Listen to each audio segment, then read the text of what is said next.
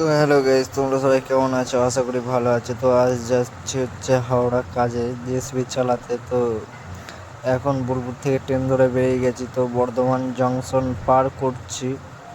তো বর্ধমান জংশন পার করে হাওড়া স্টেশনে নেমে একটু হাওড়ার ব্রিজটা এদিকে একটু ঘুরছি। তো এইদিকে ঘুরতে ঘুরতে ভাবলাম না ওই গঙ্গার ঘাটের ওদিকে যাওয়া যাক, তো ওদিকে রাস্তা আছে, ওদিকে ঘুরে যেতে হবে। তো ওই জন্য আমি আর আমার ভাই বললাম তাহলে চলো ওদিকে ঘুরে আসা হোক।